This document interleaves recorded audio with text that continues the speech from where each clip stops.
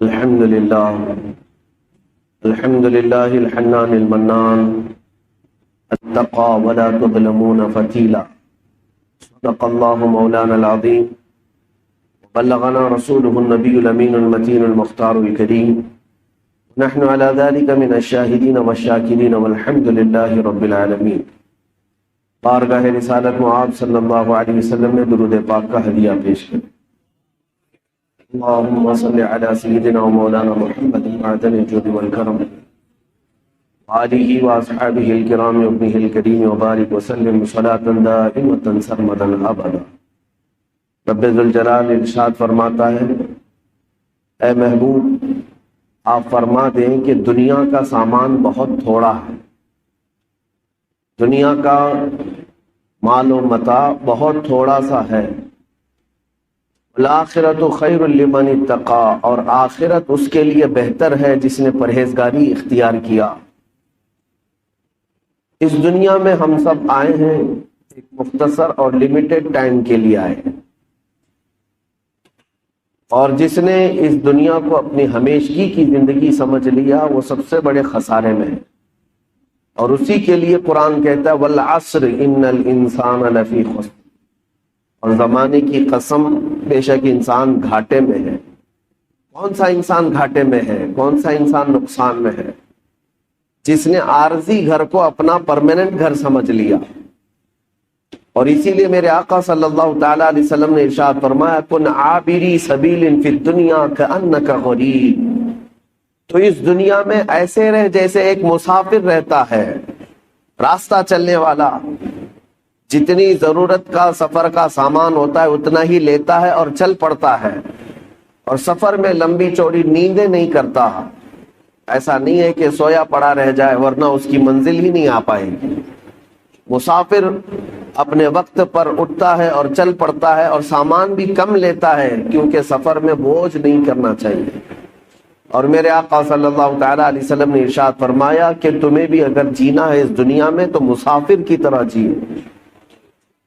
اور بزرگوں نے فرمایا کہ اس دنیا میں ایسا رہنا ہے کہ کشتی جیسے پانی میں رہتی ہے، کہ تم پورے سمندر میں جی رہے ہو. کشتی پانی میں چلتی ہے نا، لیکن اگر کشتی کے اندر پانی آ گیا تو سمندر میں وہ ڈوب بھی جاتی ہے. لیکن اگر سمندر کشتی کے اندر نہیں آیا، پانی نہیں آیا، تو کشتی صحیح سلامت نکل بھی جاتی ہے. اسی طرح سے ایک مسلمان کو حکم دیا گیا کہ تم یہاں اپنی ضرورت کے مطابق سامان لے لو اور چل پڑو، اور اگر اس دنیا میں مگن ہو جاؤ گے تو ڈوب جاؤ گے، غرق ہو جاؤ گے. مولانا جلال الدین رومی رحمۃ اللہ تعالی علیہ فرماتے ہیں زمین پر شہد کا ایک قطرہ گرا تھا اور ایک چونٹی اسے چکھنے کے لیے آ گئی. ظاہر سی بات ہے میٹھا جہاں پر بھی ہو چونٹیاں ڈھونڈ ڈھونڈ کے آتی ہیں، میٹھے کی دیوانی ہے. تو چونٹی آئی، شہد کا جو قطرہ گرا تھا، شہد میں چپچپاہٹ ہوتی ہے، چکناہٹ، تو اس نے کنارے سے ایک چسکی لی، اس سے ایک تھوڑا سا چکھا اور اس کے بعد چلی، لیکن پیٹ بھرا نہیں. چونٹی دوبارہ آئی، دوسری جانب سے تھوڑا سا چوس لیا، تیسری جگہ سے چوس لیا، وہ کرتی رہی اور جاتی رہی، پیٹ بھرا نہیں. ہر جگہ سے شہد کے قطرے کو چکھتی رہی، اور اس کے بعد چونٹی کے ذہن میں یہ بات آئی کہ شہد کے اس قطرے کے بیچوں بیچ کیا ٹیسٹ ہوگا، کیا مزہ ہوگا، ہم تو کنارے کنارے سے چکھ رہے ہیں. تو چونٹی نے اوپر چڑھنے کی کوشش کی، شہد کے قطرے کے اوپر، اور چڑھ گئی. بیچ سے اسے مزہ لینا تھا شہد کے قطرے کا، اور جب چڑھ گئی مزہ تو لیا، چکھ تو لیا، لیکن سارے اس کے ہاتھ پیر اس پر چپک گئے. شہد کے قطرے پر اس کے ہاتھ پیر چپک گئے. اب وہ نکالنے سے بھی نہیں نکلتے، یہاں تک کہ اسی میں اس چونٹی نے دم توڑ دیا، مر گئی. مولانا جلال الدین رومی مثنوی شریف کے مصنف فرماتے ہیں انسان کی یہی مثال ہے کہ دنیا کبھی ادھر سے چکھتا ہے، کبھی ادھر سے چکھتا ہے، اور سوچتا ہے کہ ادھر سے تھوڑا کما لوں، ادھر سے تھوڑا کما لوں، پھر ایک دن اسے احساس ہوتا ہے کہ بڑے بڑے پیسے والے لوگ کتنے ٹیسٹ میں ہیں، کتنے مزے میں ہیں، ذرا اس میدان میں بھی جا کر کے دیکھتا ہوں۔ سیاست میں تو کتنا مزہ ہے، بڑی بڑی اونچی اونچی گاڑیوں میں گھومتے پھرتے ہیں، ہم اس میں بھی جا کر دیکھتے ہیں، بڑی بڑی کمپنیوں میں جا کر کے دیکھتے ہیں۔ تو یہ انسان کی خواہشات اسے دنیا کے بیچوں بیچ لاتی ہے، اور پھر اس کا حشر وہی ہوتا ہے کہ اس کے سارے ہاتھ پیر دنیا میں ایسے ملوث ہوتے ہیں کہ موت آ جاتی ہے اور اسے توبہ کی توفیق بھی نہیں مل پاتی۔ میرے عزیزوں، نبی پاک صلی اللہ تعالی علیہ وسلم نے اگر یہ ارشاد فرمایا کہ تمہیں یہاں پر ایک اجنبی کی طرح رہنا چاہیے تو یہ یوں ہی نہیں کہا گیا۔ ہاں، میں اس کا مخالف نہیں کہ آپ کو کمانا ہی نہیں چاہیے، کماؤ، کروڑ روپے پر ڈے کماؤ، اگر کسی کی اتنی انکم ہے تو میں اس کا مخالف نہیں، لیکن مال جتنا بھی آئے تمہارے پاس، اس بات کا خیال ہونا چاہیے کہ میرے رب کا سجدہ نہ چھوٹنے پائے۔ اگر اللہ کی عبادت کے ساتھ پر ڈے کروڑ روپے بھی آتے ہیں تو اللہ کی نعمت ہے تمہارے لیے، اللہ تعالیٰ کی رحمت ہے تمہارے لیے۔ اور اگر 100 روپیہ دن میں آتے ہیں لیکن سجدے اللہ کے چھوٹ جاتے ہیں تو یہی تمہارے لیے زحمت ہے، اللہ سے دوری کا سبب بن گئی تمہاری کمائی۔ قرآن کہتا ہے قل انما اموالکم و اولادکم فتنہ، اے حبیب آپ فرما دیں کہ تمہارا مال اور تمہاری اولاد تمہارے لیے آزمائش ہے۔ کیا آزمائش کا مطلب کیا ہے؟ اللہ مال دے کر بھی آزماتا ہے، اولاد دے کر بھی آزماتا ہے۔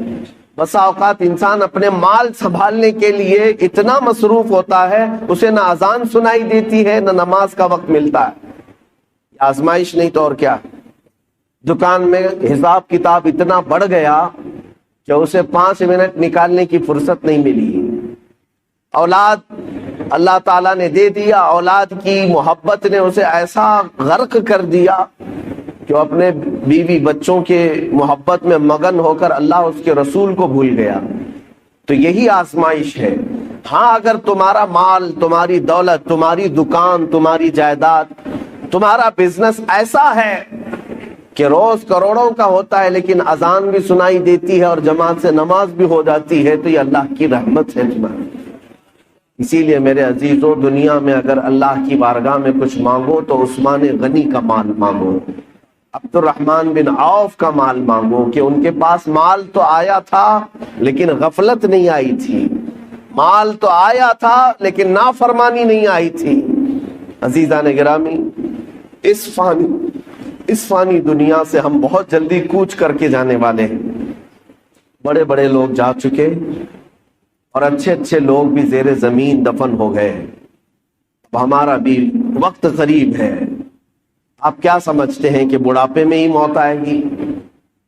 موت کی کوئی عمر نہیں ہے، بچوں کو بھی آتی ہے، جوانوں کو بھی آتی ہے، اور اگر کسی کو بڑھاپا مل گیا تو یہ بھی اللہ کی نعمت ہے اس کی، کہ اللہ نے جوانی بھی دی اور بڑھاپا دیا، اس لیے کہ بڑھاپے میں خواہشات کم ہوتی ہیں۔ مولا تعالیٰ بوڑھوں کو پاک و صاف کر کے توبہ کرا کے اپنی بارگاہ میں لینا چاہتا ہے، اس لیے بڑھاپا دیا۔ اور ایک روایت میں یہ بھی ہے کہ جس کا اسلام میں بڑھاپا آ گیا اور اس کی داڑھی سفید ہو گئی، رب تعالیٰ فرماتا ہے اسے عذاب دینے میں مجھے حیا آتی۔ بڑھاپے کو یہ نعمت ہے، لیکن میرے عزیزو ہر جوان بوڑھا ہو جائے یہ کوئی گارنٹی نہیں ہے، ہر بچہ جوان ہو جائے یہ بھی کوئی گارنٹی نہیں ہے۔ موت کی اپنی کوئی عمر نہیں۔ ہم نے زندگیاں جتنی گزارنی تھی گزار لیا، ہم موت سے بہت تیزی سے قریب ہوتے جا رہے ہیں۔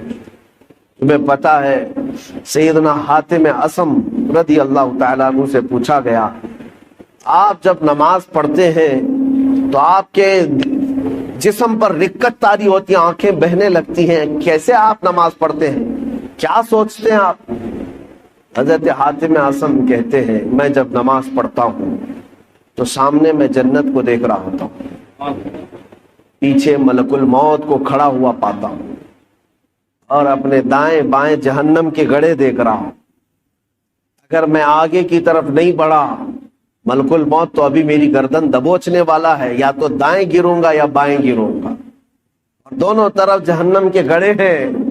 اس لیے مجھے خوف ہوتا ہے، ڈر ہوتا ہے کہ کسی نہ کسی طرح اس راستے سے میں نکل کر جنت تک پہنچ جاؤں۔ میرے عزیزوں، ہم تو نمازیں پڑھتے ہیں، ہمیں احساس بھی نہیں ہوتا۔ بہت سارے لوگ حساب کتاب کرتے رہ جاتے ہیں نمازوں میں۔ ملک الموت ہر دن ہر گھر پر آ کر ایک بار ضرور جاتے ہیں۔ آج بھی ہمارے گھر آئے ہوں گے، یا جہاں ہم ہوتے ہیں ہم کو دیکھ کر کے جاتے ہیں، اور جس کی موت آنے والی ہوتی ہے اسے اس دن 3 مرتبہ وہ دیکھ کر جاتے ہیں۔ برابر وقت پر اس کی روح قبض کرنی ہوتی ہے، اور وہ 1 منٹ نہ آگے نہ پیچھے کرتے ہیں۔ آج بھی ہمارے گھر اور آپ کے گھر آ کر گئے ہوں گے یا آنے والے ہوں گے، تمہیں دیکھ کر ضرور جائیں گے، اور تمہاری سانسیں جس دن بند کرنی ہے انہیں پوری طرح سے خبر ہے، تمہارے پاس کتنا وقت بچا ہے انہیں پوری طرح خبر ہے، لیکن تمہیں خبر نہیں، نہ ہمیں خبر ہے۔ ابھی یہ شعبان کا مہینہ آ رہا ہے، حضور پاک صلی اللہ تعالی علیہ وسلم ارشاد فرماتے ہیں اس میں ایک رات ہے 15ویں شب، اگلا مہینہ جو آئے گا ابھی شعبان کا، حضور فرماتے ہیں رب تبارک و تعالی 15ویں شب کو سارے لوگوں کے سال بھر ہونے والے معاملات فرشتوں میں تقسیم کر رہا ہوتا ہے، ان کا رزق تقسیم کیا جا رہا ہوتا ہے کہ سال بھر اب ان کو اتنا رزق ملے گا، اتنے معاملات ہوں گے، یہاں تک کہ کئی لوگوں کی موت کا بھی اعلان ہو چکا ہوگا، لیکن حضور فرماتے ہیں انہیں خبر بھی نہیں ہوگی، وہ اپنے شادی کا پلان کر رہے ہوں گے، وہ اپنے گھر بنانے کے چکر میں مصروف ہوں گے، جبکہ ان کو 15ویں شعبان کا اعلان ہو چکا ہے کہ ان کی موت اس سال آنے والی ہے۔ عزیزان گرامی وقار، ہمارے پاس بہت لمیٹڈ ٹائم ہے، بہت مختصر سا وقت ہے، تو اس دنیا میں جب یہ تیزی سے گزرنے والا وقت ہے تو کر کے کیا جانا چاہیے؟ ظاہر سی بات ہے جب چھوٹا سا وقت ہے تو کچھ تو کریں۔ آپ سے اگر میں کہوں ملک الموت تمہارے سرانے پر آ کر کھڑا ہے اور کہتا ہے 2 منٹ ہے تیرے پاس، کیا کرنا چاہتا ہے؟ تم کیا کرنا چاہو گے؟ 2 رکعت پڑھنا چاہو گے، 1 رکوع قرآن کا پڑھنا چاہو گے، یا تسبیح لے کر سبحان اللہ پڑھ لیں، یا لا الہ الا اللہ پڑھ لیں، یا دعا کر لیں، توبہ کر لیں، استغفار کر لیں، بڑی بڑی چیزیں، یا خیرات کریں، صدقہ کریں، کیا کریں؟ 2 منٹ کا ٹائم ہے۔ بلکہ بزرگوں نے فرمایا اگر کسی کو یہ کہہ بھی دیا جائے کہ تیرے پاس 2 منٹ کا ٹائم ہے تو کیا کرنا چاہے کر لے، بعض بزرگوں نے لکھا ہے کہ وہ انہی معاملات کو سوچتا رہ جائے گا، 2 منٹ گزر بھی جائیں گے، کر بھی نہیں سکے گا، کیا کرے وہ پتہ بھی نہیں چل سکتا۔ لیکن میں آپ کو بتاتا ہوں ابھی تمہارے پاس وقت ہے، صحیح سلامت آپ بیٹھے ہوئے ہیں، آپ کی سانسیں چل رہی ہیں، آپ کے ہاتھ پیر سلامت ہیں۔ اب ہم میں سے کسی کو پتا نہیں اب باقی وقت کتنا ہے، تو کون سی تسبیح پڑھو گے، کون سا ذکر کرو گے، کتنی تلاوت اور کتنی عبادت کرو گے؟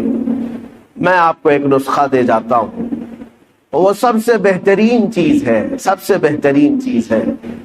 فرمایا گیا کہ اگر تمہیں کوئی چیز مختصر سے وقت میں کر کے جانا ہے تو وہ رسول پاک کو راضی کر کے جانا۔ ایک بار حضور پاک صلی اللہ تعالی علیہ وسلم سے محبت کے ساتھ یہ عرض کرنا کہ آقا میں تمہارا ہوں، آپ میری طرف نظر کرم فرما دیں۔ اگر وہ رسول راضی ہو گئے تو تمہارے ہر وقت کے لیے وہ اللہ کی بارگاہ میں سفارش کریں گے۔ باقی ہماری تسبیح جاتی ہے کہ نہیں جاتی یہ بھی ہمیں معلوم نہیں، کر تو لیا عبادت لیکن قبول ہوتی ہے نہیں ہوتی یہ بھی نہیں معلوم، لیکن اگر اللہ کا نبی راضی ہو گیا تو ہمارے سفارش کے لیے وہ کافی ہوتا ہے۔ میں آپ کو بتاؤں ایک نوجوان کی زندگی مدینہ طیبہ میں، یہودی لڑکا تھا، ماں باپ دونوں یہودی ہیں، بیٹا 22 سال کا، ایک بار مسجد نبوی کے پاس سے گزر رہا تھا، رسول پاک صلی اللہ تعالی علیہ وسلم صحابہ کے درمیان بیٹھے تدریس فرما رہے تھے، انہیں تعلیم دے رہے تھے، اور یہ مسجد نبوی کے دروازے کے باہر سے گزرتے گزرتے ایک بار اس کی نظر حضور پر پڑ گئی۔ نبی پاک صلی اللہ تعالی علیہ وسلم کو دیکھتا کھڑا رہ گیا، اور حضور پاک صلی اللہ تعالی علیہ وسلم کی شیرنی گھولنے والی وہ میٹھی آواز کانوں پر ٹکرانے لگی تو کھڑا سنتا رہ گیا حضور کی آواز۔ اور کافی دیر تک جب دل میں مٹھاس پہنچی تو گھر گیا۔ ظاہر سی بات ہے حضور کا وہ حسین چہرہ کوئی ایک بار دیکھتا تو ہی فدا ہو جاتا تھا۔ یہودی اپنے ماں باپ سے کہہ نہیں سکتا تھا، گھر گیا اور اس کے بعد بے چینی بڑھتی رہی۔ دوسرے دن آیا، پھر مسجد نبوی کے دروازے کے باہر کھڑا ہو کر حضور کو سنتا تھا اور دیکھتا تھا، بس اتنا کام تھا۔ چند دنوں کے بعد کسی نے دیکھ کر کے اس کے ماں باپ کو خبر کر دی کہ تمہارا بیٹا تو محمد کے پاس جاتا ہے صلی اللہ علیہ وسلم، تمہارا بیٹا، تم تو یہودی ہو لیکن تمہارا بیٹا محمد صلی اللہ تعالی علیہ وسلم کو دیکھنے جاتا ہے، ان کی تقریر سننے جاتا ہے۔ تو باپ کو بڑا غصہ آیا اور اس نے پوچھا کیا تو محمد کے پاس جاتا ہے، مسجد نبوی کے پاس جاتا ہے؟ بیٹے نے کہا ہاں، ان کی باتیں مجھے اچھی لگتی، ان کا چہرہ مجھے بڑا اچھا لگتا ہے۔ لیکن باپ نے سختی کیا کہ آئندہ اگر تو جائے گا تو میں تیرے ساتھ سخت سزا کا معاملہ کروں گا، لیکن یہ محبت ہوتی ایسی ہے، اور وہ بھی میرے مصطفیٰ سے ہوئی۔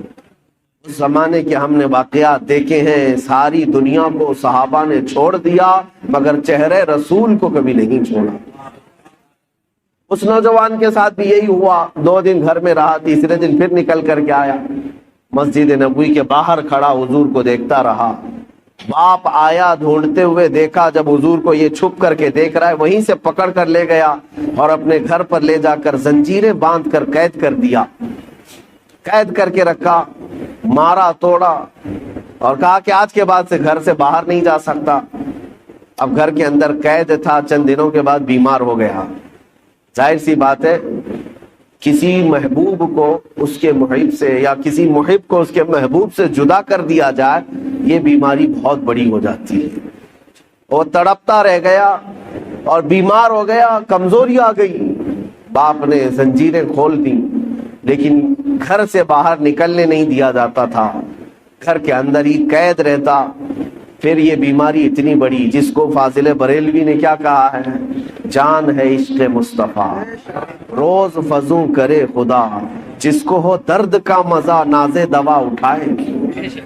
یہ ایک درد ایسا ہے محبت کا کہ اس میں روز درد اور بڑھتا رہے، اس محب کو اور مزہ بھی آتا رہے۔ ایک دن ایسا آیا کہ اس کی بیماری اتنی بڑھ گئی کہ وہ بستر سے اٹھ بھی نہیں سکتا تھا، چل پھر نہیں سکتا تھا۔ حکیموں سے علاج کرایا گیا، طبیبوں سے علاج کرایا گیا، علاج کرتے کرتے مہینے گزر گئے لیکن اس کی بیماری بڑھتی گئی۔ ایک دن حکیم نے آ کر یہ کہہ دیا اس کے باپ سے کہ اب تمہارا بیٹا زندہ نہیں رہ سکتا، ایک دن کا مہمان ہے، یہ جو کھانا کھائے، جو چاہے کھلا دو پلا دو اور جو خواہش ہے پوری کر دو، یہ ایک دن سے زیادہ اب زندہ نہیں رہ سکتا۔ جوان لڑکا ہے، 22 سال کا، موت کے کنویں میں جا رہا ہے۔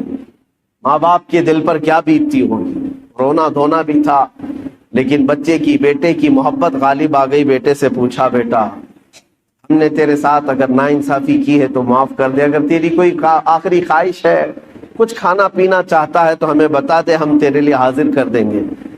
اس نوجوان نے بستر پر لیٹے ہی اپنے باپ سے کہا میری ایک ہی خواہش رہ گئی ہے کہ ایک بار پھر سے محمد کا چہرہ دیکھیں صلی اللہ علیہ وسلم۔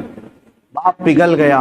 ماں نے بھی کہا لڑکے کی کہ جاؤ، اگر وہ دیکھنا چاہتا ہے تو جا کر ان سے کہہ دو محمد صلی اللہ علیہ وسلم سے کہ وہ ہمارے بیٹے کو ایک بار ملاقات کر لیں۔ تھے تو یہودی، کٹر یہودی، حضور کو بالکل برداشت نہیں کرتے، وہ دشمنی میں تلے رہتے، لیکن آیا وہ یہودی اور محمد صلی اللہ علیہ وسلم کی بارگاہ میں جب حضور صحابہ کے ساتھ بیٹھے ہوئے تھے، یہ فجر کے بعد کا وقت تھا، آیا، آ کر کے وہ روتے ہوئے کہنے لگا میرا ایک بیٹا آپ کی محبت میں دنیا سے جا رہا ہے، ایسا مریض ہو گیا کہ اس کا اب موت کا وقت قریب آ گیا، وہ ایک بار آپ کو دیکھنا چاہتا ہے۔ رسول پاک صلی اللہ تعالی علیہ وسلم اسی وقت اپنی مجلس سے اٹھے، اپنے صحابہ سے کہا چلو میرا ایک دیوانہ دنیا سے رخصت ہو رہا ہے۔ نکل کر کے میرے آقا اس یہودی کے گھر آئے، بستر پر لیٹا ہوا وہ بیمار 22 سال کا نوجوان جس کے جانے کا وقت قریب تھا، سانسیں اکھڑ رہی تھیں۔ حضور سیدھے اس کے سرانے کے پاس جا کر بیٹھتے ہیں اور اس کا سر گردن کی طرف ہاتھ دے کر کے اٹھاتے ہیں تو پورے جسم میں اس کے گرمی دوڑ جاتی ہے، میرے آقا صلی اللہ تعالی علیہ وسلم کا لمس پایا ہاتھ کا، جسم کے اندر طاقت محسوس ہوئی اور چہرہ کھل گیا، دیکھا آنکھیں بھر کر کے حضور کے چہرے کو، مسکرانے لگا اور کہا کہ میری زندگی وصول ہو گئی، میری زندگی وصول ہو گئی۔ یہ کہتا رہا، میرے آقا نے حضور پاک صلی اللہ تعالی علیہ وسلم کی اتنی بات پر وہ زور سے کلمہ پڑھا اور حضور کی گود میں سر رکھ کر کے اس کی روح پرواز کر کے انتقال کر گیا۔ عزیزان گرامی، لیکن مقام کیا پایا جانتے ہیں؟ صحابیت کا مقام، صحابیت کا مقام۔ صحابی کہتے کسے ہیں؟ غوث اعظم عبد القادر جیلانی رضی اللہ تعالیٰ عنہ سے پوچھا گیا صحابی اور غوث کے مقام میں کیا فرق ہے؟ آپ فرماتے ہیں غوث اور صحابی کی بات کرتے ہو؟ صحابی رسول جن گھوڑوں پر بیٹھ کر جہاد میں جایا کرتے، ان گھوڑوں کے ٹاپ کے نیچے سے جو دھول اڑتی تھی، غوث وہاں بھی نہیں پہنچ سکتا، وہاں تک بھی نہیں پہنچ سکتا۔ اب اندازہ کرو، جو چند لمحوں میں میرے آقا کا دیدار کیا اور غوث سے بھی بڑا مقام پا گیا، کس وجہ سے؟ اسی لیے میں نے اس واقعے کو اس لیے عرض کیا کہ اگر کسی کے پاس زندگی میں تھوڑا سا وقت باقی ہے، تھوڑا سا وقت باقی ہے، اور اگر اسے کچھ کرنا چاہیے تو صرف اتنا ہے، آج لے ان کی پناہ، آج مدد مانگ ان سے، آج لے ان کی پناہ، آج مدد مانگ ان سے، کل نہ مانیں گے قیامت میں اگر مان گیا۔ اعلیٰ حضرت نے فرمایا پھر قیامت میں تو ہر کوئی حضور کو ماننے لگ جائے گا، جو مقام و مرتبہ وہاں پر دیکھے گا ہر کوئی کہے گا یہ میرے آقا ہیں۔ لیکن کمال یہ ہے اے مومن، آج تو ان کے قدموں میں آ جا، آج تو ان کا ہو جا۔ ہمارے پاس مختصر سی زندگی بچی ہے میرے عزیزوں، دنیا کو ہم الوداع کہنے والے، نہ جانے کتنے جنازے ہم نے اٹھائے اور کتنی قبروں میں ہم نے لوگوں کو دفن کیا، ہم نے اپنی آنکھوں سے دیکھا اور کتنے لوگوں کو مٹی بھی دیا۔ کیا یہ حقیقت نہیں ہے؟ کیا یہ حقیقت نہیں؟ قرآن یہ کہتا ہے الہاکم التکاثر حتی زرتم المقابر۔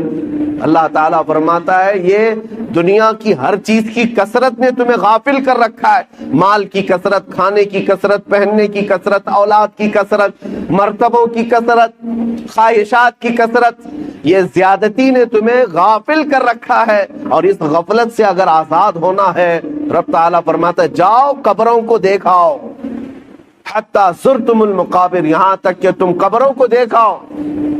کیوں قبروں کو دیکھنے کا حکم دیا گیا؟ جا کر دیکھنا وقت کے بڑے بڑے پیسے والے وہاں پر لیٹے ہوئے ہیں، وقت کے بڑے بڑے لیڈر جو تھے وہ بھی لیٹے ہوئے ہیں، جن کی پہلوانی کے چرچے ہوا کرتے تھے وہ بھی زیر زمین دفن ہے، اور زیادہ دن تک نہ جسم سلامت ہے نہ چہرہ سلامت ہے۔ قبروں میں جانے کے بعد اکثر تو کیڑے مکوڑوں کی غذا بنا دیے جاتے ہیں۔ میرے عزیزوں، ہمارے ساتھ بھی اس دنیا سے جانے کے بعد ایک نئی زندگی کا سامنا کرنا ہے۔ کبھی تم سوچتے ہو آج 10x10 کے روم میں ہمیں نیند نہیں آتی، ایک چوڑے اور لمبے پلنگ پر ہاتھ کسی سے ٹکرائے تو ہماری نیند میں خلل ہوتا ہے، لیکن جس دن ہمارے عزیز ہمیں کفن میں باندھ کر چھوٹی سی قبر میں سلا کر کے آتے ہیں، کروٹ لینے کی بھی جگہ نہیں ہوتی، نہ ہمیں تکیہ دیا جاتا ہے، نہ چادر دی جاتی ہے، نہ چٹائی بچھائی جاتی ہے، کچھ نہیں، اور ننگی زمین پر لٹا کر کے ہمیں، اور وہ بھی مٹی کا ڈھیر ڈال کر کے آ جاتے ہیں۔ کبھی احساس کیا اب کتنے دن کے لیے تمہارے گھر والے سلا کر کے آ رہے ہیں یہ بھی تمہیں پتا ہے؟ میاں 1 دن کے لیے، 2 دن کے لیے، 3 دن کے لیے ہم میں سے کسی کو پتا نہیں جب ہمیں دفن کر کے آتے ہیں اگلے 500 سال سونا ہے کہ 600 سال سونا ہے، لیکن سونا اسی میں ہے۔ اور حالات کیا ہوں گے، حالات کیا ہوں گے پتا ہے؟ بزرگوں نے فرمایا جب تمہارے اہل خانہ تمہیں دفن کر کے جاتے ہیں تو 3 دن نہیں گزرتے کہ تمہاری ناک سے اور کان سے اندر کی چیزیں باہر آنا شروع ہوتی ہیں، ہمارے پیٹ کا گودا باہر آنا شروع ہو جاتا ہے، اور 8 دن نہیں گزرتے کہ پیٹ پھٹ جاتا ہے، انتڑیاں باہر نکل آتی ہیں، تعفن ہو جاتا ہے قبر کے اندر، اور اچانک مٹی سے کیڑے پیدا کر دیے جاتے ہیں جو جسم کے ان اعضاء کو کھانے لگ جاتے ہیں۔ 40 دن گزرنے کے وقت اس کے جسم کا گوشت تک کھینچ لیا جاتا ہے۔ میرے عزیزوں، یہ ہماری حقیقت ہے، یہ ہماری حقیقت ہے۔ میں کبھی کہتا ہوں نوجوانوں سے جو چین میں جا کر اپنی باڈی بنانے میں گھنٹوں صرف کرتے ہیں، اپنی باڈی بنانے میں، اپنا چہرہ بنانے میں، تمہیں پتا ہے مولا کائنات علی مرتضیٰ رضی اللہ تعالیٰ عنہ ایک دن قبرستان گئے اور قبر والوں کو سلام کیا، السلام علیکم یا اہل القبور، اور پھر پوچھا ہے قبر والے تمہارا کیا حال ہے؟ آپ کے ساتھ ایک تابعی حضرت سعید ابن مسیب تھے، وہ کہتے ہیں میں حضرت علی سے پوچھ رہا تھا کیا یہ قبروں والے آپ کو جواب دے رہے ہیں؟ حضرت علی کہتے ہیں ہاں وہ قبر والے جواب دے رہے ہیں، میں سن بھی رہا ہوں۔ یہ سب کے بس کی بات تو ہے نہیں۔ اس کے تھوڑی دیر کے بعد حضرت علی رونے لگ گئے، آنکھیں بھیگ گئیں۔ ان کے ساتھ موجود تابعی نے پوچھا کہ کیا جواب دیا قبروں والوں نے؟ مولا کائنات حیدر کرار شیر خدا رضی اللہ تعالیٰ عنہ فرماتے ہیں میں نے ان سے پوچھا تو قبروں والے کہتے ہیں اے علی ہمارا کیا حال پوچھتے ہو؟ جس چہرے کو ہم گھنٹوں سجایا کرتے تھے اس چہرے پر اللہ نے بچھو چھوڑ دیے اور وہ ہمیں ڈنک پہ ڈنک مارتے ہیں۔ جن بالوں کو ہم بار بار سجایا کرتے تھے ان میں خون اور پیپ بھر دیا گیا ہے۔ ہمارے جسم کے اوپر سے چمڑیاں ادھیڑ دی گئی ہیں اور گوشت کی سڑن پیدا کر دی گئی ہے۔ اور وہ قبروں والوں کے حالات حضرت علی سنتے سنتے رونے لگ گئے۔ وقت کے صحابی داماد رسول قبر کے ذکر سے رو پڑتے تھے۔ میرے عزیزو آج ہماری کیا حالت ہے؟ ہماری آنکھیں تک نہیں بھیگتی، ہمارا دل تک موم نہیں ہوتا۔ خواہشات نے ہمیں اتنا مصروف کر دیا ہے کہ اپنا آخری سفر بھی بھول بیٹھے، جبکہ تمہیں پتا ہے تم ہماری تقریر سنو یا نہ سنو، کسی کا بیان سنو یا نہ سنو، تمہیں تو موت آنی ہے اور تمہیں لے جایا جائے گا۔ اس بات کو مانو یا نہ مانو، تمہارے نہ ماننے سے، تمہارے انکار کرنے سے تمہاری موت کے آنے میں کوئی فرق نہیں پڑے گا۔ موت تو آنا ہے، تم ہزار اختلاف کرو مجھ سے، ہزار مجھے گالیاں دے لو، لیکن موت تو آنی ہے میرے عزیز، موت تو آنی ہے۔ ہم نے بھاری بھرکم جسم بھی اٹھائے ہیں، بڑے پیسے والوں کو بھی اٹھایا ہے، لیکن دیکھ کر کے اس بات کا احساس ہوتا ہے کہ پورے کفن میں ایک جیب بھی نہیں رکھی جاتی، اور نہ ہی ہم اپنے عزیز مردے کو دفن کرتے ہیں تو 5 روپے 10 روپے 100 روپے 1000 روپے کی نوٹ تک نہیں رکھتے، اور رکھنا بھی نہیں چاہیے۔ لیکن مومنوں کا یہ عقیدہ ہے کہ ہم ایک سکہ بھی قبر میں اپنے باپ کو نہیں دیتے۔ کیوں؟ سب کو پتا ہے کہ یہاں یہ سکہ نہیں چلنے والا، یہ دوسری دنیا ہے، یہاں انصاف دوسرا ہوگا، یہاں ملائکہ آئیں گے اور وہ نہ رشوت لینے والے ہیں اور نہ سفارش تمہاری لینے والے ہیں۔ یفعلون ما یؤمرون، وہ اتنا ہی کریں گے جتنا ان کو حکم دیا جائے گا۔ ہے میرے عزیزوں، وقت بہت کم رہ گیا ہے، وقت بہت کم رہ گیا ہے، اور اب تک ہمارے پاس ایسی کوئی چیز نہیں جس کو لے کر کے ہم قبر میں جائیں۔ مجھے ایک واقعہ بار بار جھنجھوڑتا ہے۔ ممبئی کی سرزمین پر ہمارے ایک حاجی صاحب، بڑے پیسے والے، پرہیزگار آدمی بھی ہیں، لیکن اپنے بیٹے کو انہوں نے بچپن سے، اکلوتا بیٹا تھا، کانوینٹ میں پڑھایا، انگلش میں پڑھایا، اور بہت ٹاپ کی کالج یونیورسٹی میں پڑھا، یہاں تک کہ اسے لندن بھی پڑھنے کے لیے بھیجا تھا۔ 24 سال کا یا 25 سال کا لڑکا تھا، اچانک بون کینسر ہو گیا۔ بون کینسر ایسا ہوا کہ پتہ ہی نہیں چلا، 6 مہینے کے بعد پتہ چلا کہ یہ 3rd سٹیج پر ہے، کچھ کر ہی نہیں سکتے تھے۔ پہلے تو لندن میں علاج ہوا، اس کے بعد پھر وہاں سے مایوس ممبئی لوٹ آئے۔ جب گھر آئے تو 25 سال کا جوان بستر پر ہے، گل گیا ہے، اور باپ کی حالت دیکھنے کے قابل، روتا تھا، نمازوں میں آ کر دعا کی چٹھی ہر بار۔ پھر وقت ایسا آیا، مجھے وہ بات یاد آتی، کافی سال ہو گئے، اس نوجوان لڑکے نے اپنے باپ کو ایک دن بلایا، کہا ابا جان میری اسکول کی سرٹیفکیٹ، شیلڈ، مارک شیٹ یا جو مجھے انعامات ملے تھے وہ کہاں ہیں؟ کہا باپ نے بیٹا سب سنبھال رکھا ہوں، الماری میں سب ہے، سب ہے۔ کہا میں دیکھنا چاہتا ہوں۔ اس کی 7ویں کی، 10ویں کی، 12ویں کی، اور جو اس نے مسابقے، جو کمپٹیشن میں شیلڈ لیے تھے وہ سب رکھی ہوئی تھی۔ باپ لا کر کے دیتا ہے، یہ تیری 10ویں کی ہے، یہ 12ویں کی ہے، یہ کالج کی ہے، یہ تو لندن میں جو پڑھا اس کی ہے، فلاں کورس کی ہے۔ وہ بستر پر لیٹے لیٹے نوجوان دیکھتا رہا، حسرت سے اپنے باپ کو پوچھتا ہے وہ ساری سرٹیفکیٹ دکھا کر، ابا جان مجھے بتاؤ ان ساری سرٹیفکیٹ میں کون سی ایسی سرٹیفکیٹ ہے جو میں منکر نکیر کو بتا دوں تو مجھے چھوڑ دیں گے؟ میں قبر میں جانے والا ہوں، میری زندگی بہت مختصر سی رہ گئی، بون کینسر، اب میں بچنے والا نہیں ہوں، لیکن بابا جان مجھے بتاؤ اس سرٹیفکیٹ میں کون سی بتاؤں منکر نکیر کو کہ وہ چھوڑ دیں گے مجھے؟ باپ کہتا ہے میرے پیروں تلے زمین کھسک گئی، میں نے آج تک یہ سوچا بھی نہیں تھا، میں نے اپنے بچے کو قرآن اور حدیث کی تعلیم تو نہیں دی تھی، مختصر قرآن تو پڑھایا تھا، لیکن کوئی سورہ بھی اسے یاد نہیں تھی، اس لیے کہ اسکول کالج ٹیوشن اور لندن اسی میں رہ گیا پیسے خرچہ کرتے کرتے، اور آج دنیا سے میرا بیٹا 24 سال کی عمر میں جا رہا ہے، اسے کوئی سورہ یاد نہیں ہے۔ اور اس لڑکے نے وہ میسج دیا تھا، بابا جان یہ میسج پہنچا دینا مولانا صاحب کو کہ اللہ نے اگر کسی کو بیٹا دیا ہے تو صرف دنیا میں ایسا اسے گھوڑا نہ بنائے، ایسا گھوڑا نہ بنائے ریسنگ کا گھوڑا کہ صرف دوڑتا رہ گیا، اسے خبر ہی نہیں ہے اس کی آخرت کا کیا ہونا ہے۔ کم سے کم ہر باپ اتنا تو اپنے بیٹے کو دے دے کہ وہ قبر میں میرے مصطفیٰ کو منہ دکھانے کے قابل تو ہو جائے۔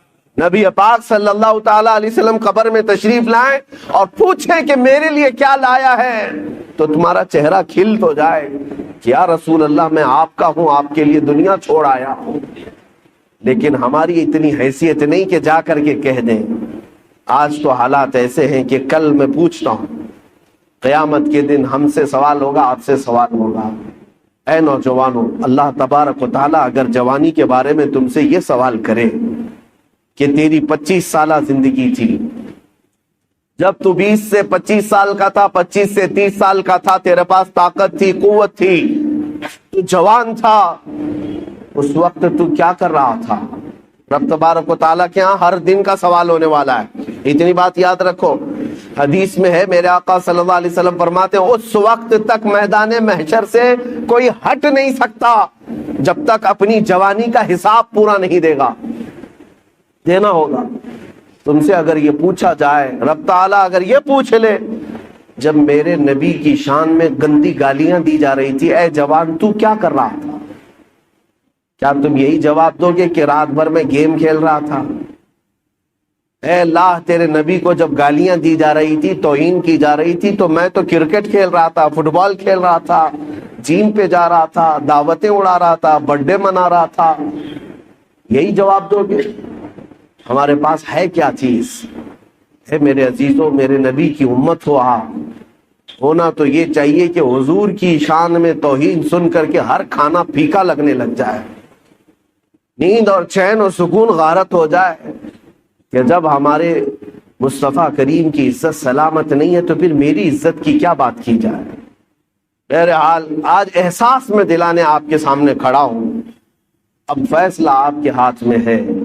ایک چیز میں بتا کر کے رخصت ہو جاتا ہوں، جنازہ اٹھے گا اپنا، ہمارے گھر سے نکلے گا، کس میدان سے نکلے گا پتہ نہیں ہمیں، لیکن اتنی بات معلوم ہے کہ قبرستان جانے سے پہلے جنازہ یہ سب کے ساتھ ہوگا، سب کے ساتھ ہوگا۔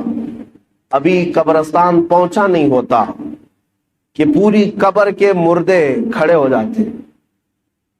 اگر کوئی غلط آدمی کا جنازہ آ رہا ہے، گنہگار کا آ رہا ہے، تو وہ کھڑے ہو جاتے ہیں اور کہتے ہیں اے رب ذوالجلال اسے ہمارا پڑوسی نہ بنا، اسے اس قبرستان میں داخل ہونے نہ دے، اس لیے کہ آج وہ آئے گا، دفن ہوگا، اس پر تیرا عذاب ہوگا، جس کی وجہ سے ہم سب کا چین اڑ جائے گا۔ مردے کھڑے ہو کر کے پناہ مانگتے ہیں اللہ کی بارگاہ میں کہ ایسا منحوس شخص اس قبرستان میں نہ آنے پائے۔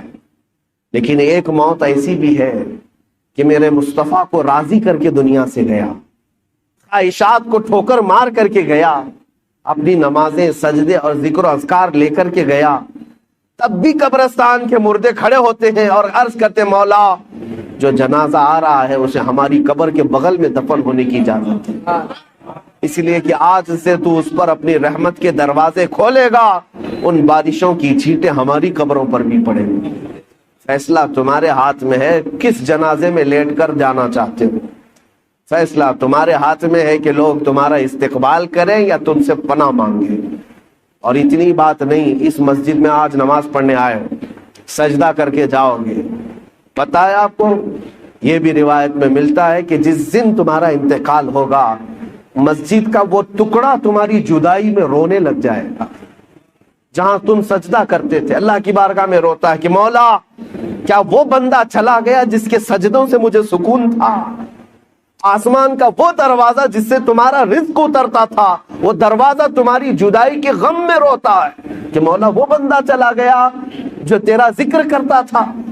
لیکن ایک بات یہ بھی یاد رکھو، جنہوں نے گناہوں سے اس زمین کو لال کر دیا ہے، اپنی نافرمانی سے دھبے بٹھا دیے ہیں زمین پر، کبھی نشہ کے ذریعے سے، کبھی زنا کے ذریعے سے، کبھی چوری کے ذریعے سے، اپنی خواہشات سے اس زمین کو رنگیلا کر دیا، جس دن اس کی موت ہونے والی ہے زمین کے وہ سارے حصے اللہ کی بارگاہ میں کہتے مولا تیرا شکر ہے، اس بوجھ کو تو نے ہم سے دور کر دیا، اس بوجھ کو تو نے ہم سے ہٹا لیا، تیرا شکر ہے۔ یہاں تک کہ زمین پھر پکار کر کہتی ہے مولا اسے تو میرے سینے میں دے دے، میں اس کے سارے غرور کو ایسا توڑوں گی کہ ایک رات میں اسے یاد آ جائے۔ قبر جب دباتی ہے، میرے آقا فرماتے ہیں ان ضغطۃ القبر حق، حضور فرماتے ہیں قبر کا جھٹکا دینا حق ہے، کسی سے نہیں چھوڑے گی، اور تمہیں بتائے گی کہ تم جس طرح سے اکڑ کر چلتے تھے تمہاری اصل حقیقت کیا ہے۔ اے میرے عزیزو، آخرت کو یاد کرو، اپنے آخری سفر کو یاد کرو، اور اسی میں تم اصلاح بھی پاؤ گے۔ بڑی بڑی تقریریں سن لینا، ہو سکتا ہے اثر نہ ہو۔ میرے آقا نے فرمایا دو چیزیں میں تمہارے درمیان نصیحت کرنے والی چھوڑ جا رہا ہوں، اگر یہ دو چیزوں سے نہیں سدھر سکے تو پھر تیسری کوئی چیز سدھار بھی نہیں پائے۔ وہ دو چیزیں کیا ہیں؟ میرے آقا فرماتے ہیں قرآن تمہارے درمیان نصیحت کرتا رہے گا، اور ایک موت تمہیں سمجھاتی رہے گی، تمہارے عزیزوں کی موت، تمہارے رشتہ داروں کی موت، تمہارے دوستوں کی موت، تمہارے ماں باپ بھائی بہنوں کی موت تمہیں بار بار سمجھاتی رہے گی۔ ہم جا رہے ہیں، پیچھے تجھے بھی آنا ہے، جتنی جلدی ہو سکے توبہ کر لے۔ عزیزان گرامی وقار، آخری میری یہ بات ہے، مولانا روم ایک بات فرماتے ہیں، ایک آدمی نے طوطا پال رکھا تھا، طوطا پالا تھا، اور وہ طوطے کو اس نے لا الہ الا اللہ سکھایا تھا۔ کچھ طوطے بولنے والے بھی ہوتے ہیں نا، بولنے والا طوطا تھا، اس کو لا الہ الا اللہ سکھایا تھا۔ وہ طوطا بڑی صاف انداز میں لا الہ الا اللہ لا الہ الا اللہ دن بھر کہتا رہتا تھا۔ ایک دن پنجرے سے باہر نکلا طوطا، گھر میں ایک بڑا بلہ آیا، اور بلے نے جھپٹا مارا، اس کی گردن کو پکڑ لیا، اور جیسے ہی جھپٹا مارا طوطا ٹائیں ٹائیں ٹائیں ٹائیں کرنے لگ گیا، دم زدن میں بلے نے اس کو پھاڑ کر رکھ دیا، مر بھی گیا طوطا۔ پالا ہوا طوطا تھا، مر گیا، ٹائیں ٹائیں ٹائیں ٹائیں کرتا گیا۔ اب وہ طوطے کا مالک دیکھ کر کے حیرت میں آ گیا۔ ایک تو طوطے کے مرنے کا غم تھا، لیکن اس سے زیادہ اس کی ہچکیاں بلند ہو گئیں۔ لوگ آئے کہنے لگے ایک طوطے کی موت پر اتنا کیا غم کرتا ہے، دوسرا طوطا پال لے، اسے سکھا دے، پھر وہ بولے گا۔ اس نے کہا طوطے کی موت اور طوطے کا پالنا یہ اہم بات نہیں، توجہ چاہتا ہوں۔ وہ کہتا ہے میں نے اس کو لا الہ الا اللہ سکھایا تھا، بولتا تو تھا لا الہ الا اللہ، لیکن جب بلے نے پنجہ مارا اس پر تو اس وقت میں نے دیکھا طوطا اپنی اصلی آواز نکالنے لگا، ٹائیں ٹائیں ٹائیں ٹائیں۔ کاش جس وقت طوطے کو بلے نے پکڑا تھا اس وقت وہ لا الہ الا اللہ بول رہا ہوتا، جب وہ ختم ہی ہو چکا تھا۔ اب وہ شخص کہتا ہے مجھے اس طوطے کی موت کو دیکھ کر ڈر آنے لگ گیا۔ ہم تو زندگی بھر کہتے ہیں، لیکن ملک الموت جس وقت پنجہ مارے روح نکالنے کے لیے، کہیں ایسا نہ ہو کہ لا الہ الا اللہ بھول کر کوئی اور آواز نکلنے لگ جائے۔ یہ ہوتا بھی ہے، کئی لوگوں کی زبان سے کفریہ جملے نکل جاتے ہیں، کئی لوگوں سے گندی گالیاں نکل جاتی ہیں موت کے وقت فرشتے کو دیکھتے ہی، اسی لیے ان کی موت برے انجام کے ساتھ ہوتی ہے۔ اللہ تبارک و تعالیٰ اچھی موت عطا فرمائے۔ من کان آخر کلامہ لا الہ الا اللہ دخل الجنہ، میرے آقا نے فرمایا جس کا آخری کلمہ لا الہ الا اللہ ہوا، اللہ تعالیٰ اسے جنت میں داخل فرمائے۔ زندگی وصول ہو جائے گی۔ میرے عزیزوں، صرف میں نوجوانوں سے اتنا کہوں گا، بقیہ جو تمہارے پاس ٹائم ہے، لمیٹڈ پیریڈ ہے، آؤ میرے نبی کو راضی کرنے پر چلتے ہیں، آؤ میرے آقا کو پکار کر کہتے ہیں یا رسول اللہ میں نے دنیا کے پیچھے بہت دوڑا دیا، دنیا کے اقتدا کرنے میں نے سب کچھ بدل لیا، کبھی اس کے کپڑے پہنتا تھا، کبھی اس کے کپڑے پہنتا تھا، کبھی چہرہ اس کی طرح بناتا تھا، کبھی بال اس کی طرح بناتا تھا، میں نے ساری دنیا کے بڑے بڑے ہیرو، ایکٹر، سٹار، فلم والے، ان سب کو دیکھ کر کے اپنی زندگی کو بدل ڈالا۔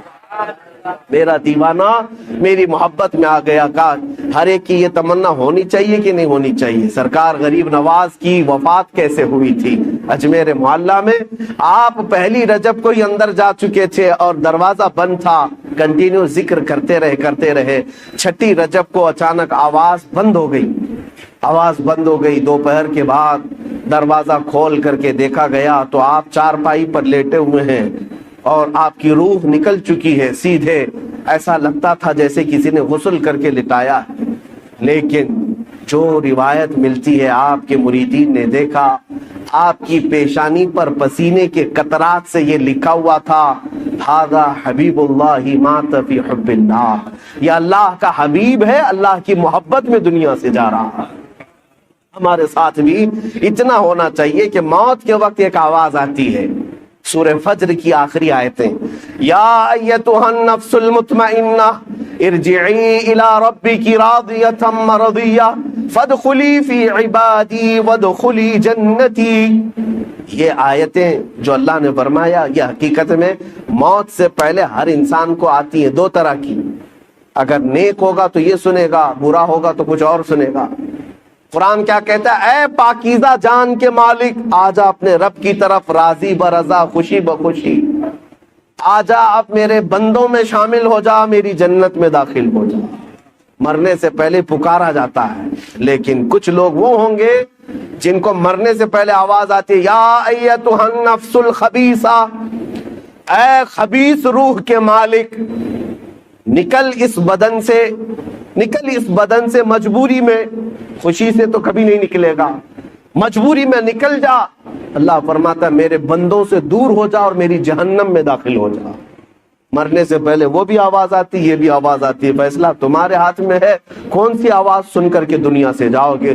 مولا کریم جب ہماری موت آئے تو ہمارے کانوں میں تیرے حبیب کے نغمے ہوں اور تیرے ذکر کی برسات ہو رہی ہو اور ہم تیری دید کی تڑپ میں دنیا سے جائیں۔ اے رب ذوالجلال، دنیا کی خواہشات اور یہاں کی رعنائیوں میں ہمیں مگن ہو کر کے اس دلدل میں آوارہ نہ چھوڑ دے مولا، ایک آن کے لیے بھی ہمیں تو اپنی حفاظت سے باہر نہ فرما، جب تک زندہ رکھ تیرے حبیب کے قدموں میں زندہ رکھ، جب دنیا سے جانا ہو تیرے حبیب کی محبت میں دنیا سے اٹھا۔ وآخر دعوانا ان الحمد للہ رب العالمین۔